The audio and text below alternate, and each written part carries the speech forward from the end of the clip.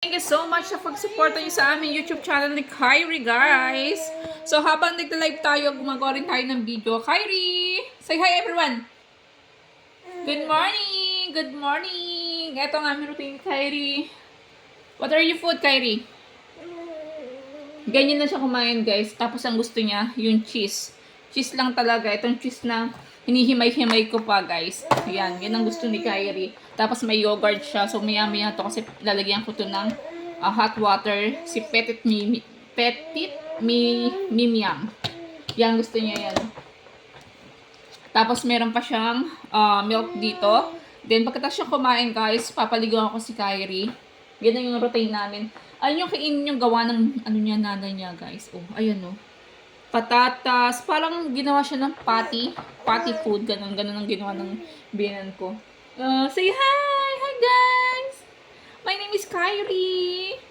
Guys, ang pangit ng camera ko. Oh, tingnan nyo, ang labo, diba? Oh, ang labo niya. Kahit sa live stream ko, malabo din. Hello, 11 viewers! Can you subscribe my YouTube channel? If you like my YouTube channel, please support me, Embog. Huwag niyo kakalimutan na subscribe ang ating channel, guys. 14 viewers, thank you so much. Kyrie, listen to mommy. Hello. Guys, tanong ko sa inyo. Ayoko mag-open kasi about sa baby ko, no? Kasi si Kyrie, he is 19 months, turning 20 months old. But, hindi pa siya nagre-response sa pangalan niya. So, ipapatingin namin siya sa pedia ulit. I think hindi sa pedia, at sa speech therapy, guys. Kasi, naman siya, guys, nagsasalita naman siya ng, mama, yan, daddy, yung mga words. Kaso, syempre, bilang isang ina tayo, nagwo-worry tayo kasi he is at 20 months old. So, guys, mag-comment kayo, guys, kung ganito rin ba yung baby nyo. Alam nyo, yung pinakamasakit sa atin bilang isang ina. Kasi, hindi natin, nagdrama na tayo. Hindi natin, guys. Kasi, minsan dumanating yung comparing, kinukumpara yung anak ko, na 20 months old na siya, pero hindi pa siya nagre-response. Tapos, small lang yung, yung words niya, guys. Kundi daddy, mama, yun lang yung words niya. Small baby lang siya kasi guys, si Kyrie is 8 months and 2 weeks kung pinanganak. Kulang siya ng, I think, mga 2 weeks for 38 weeks. Ayan, nagdadrama tayo. Siyempre sa atin bilang isang ina, guys, masakit sa atin yun, yung ikukumpare yung anak natin, di ba? Pero alam ko, guys, naniniwala ako na yung anak ko, pinagpipray ko yan, guys, na darating yung point na mag-uusap din naman yan, hindi naman natin kailangan i-pressure yung bata. Means, tinuturuan ko naman yan, guys.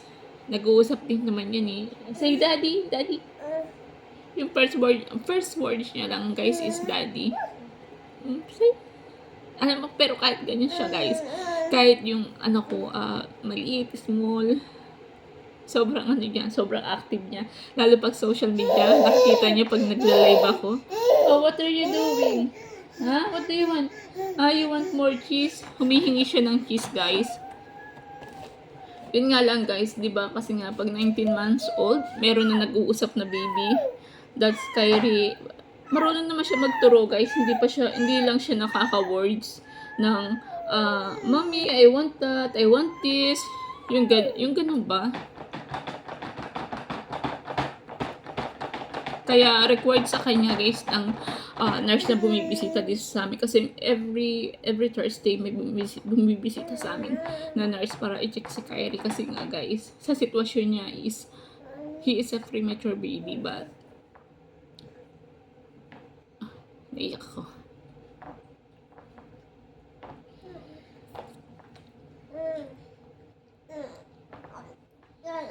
Naiyak ako, guys.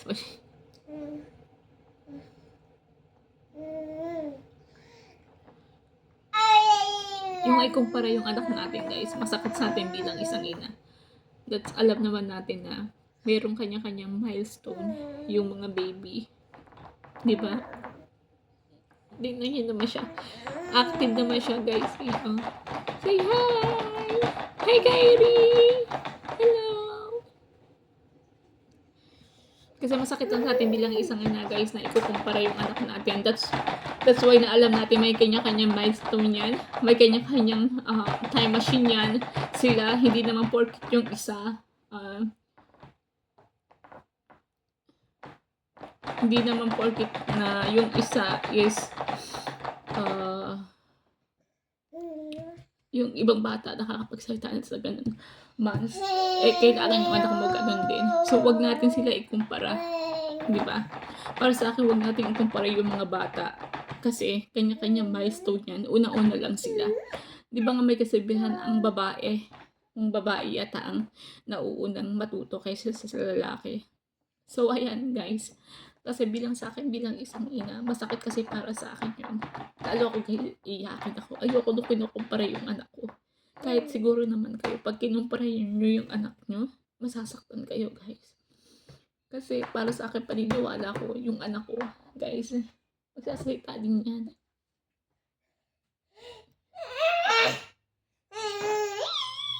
See? Are you happy? Naantok na siya guys. So yun lang guys, share ko lang sa inyo yun. Marami akong iniisip guys. Alam nyo, marami akong bilang isang housewife. Siyempre kailangan natin tatagan, no? Hindi lang alam ng marami. Kasi sa mga video ko, pagkarap ko pamilya ko, pagkarap ko asawa ko, I'm strong. You know?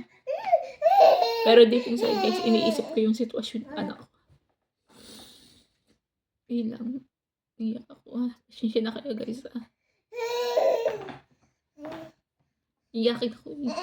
Ayoko umiyak kasi guys, darating yung mother-in-law ko. Ayoko makita niya na sabihin na, umiiyak ka na naman. Kasi minsan sa kanila pag nakita kang umiiyak, depression ka agad, anxiety ka agad. Naglalabas lang ako ng sama ng loob guys. Minsan kasi may time na nakukumpara yung anak natin.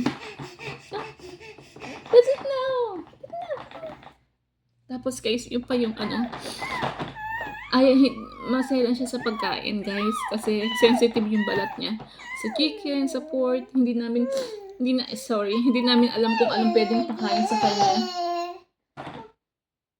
Pero strong naman siya guys. Ako na lang kakain pag-high. Okay, sige na. So guys, tapusin ko na itong video at drama ko. May second part pa tayo guys about dito. Sana kung meron din kayong kagaya ng sitwasyon ko na merong baby na 19 months old na hindi pa nakakapagsalita o hindi nagre-response, please subscribe. Please comment lang dito guys. Babasahin ko mga comment nyo. Maraming salamat po. And thank you so much. Bye-bye and God bless guys. See you in my next vlog. Ayan, tingnan nyo ginagawa niya guys. Ay! What are you doing? Pero sobrang active yun naman guys eh. Happy naman ako kasi active siya. What are you doing? No! Guys! Guys, Kyrie, stop it! Papaligawan ko na siya guys kasi antok na siya. So hanggang dito na ng video namin guys. Thank you sa pag-support sa YouTube channel ko. Please support Mira Mbox. Supportahan niyo po kami at huwag po kayo mawawala sa aking mga video guys. Supportahan niyo ako guys. Para mapa-therapy yung anak ko. Yun lang. So bye-bye guys. See you next vlog. Bye-bye. God bless.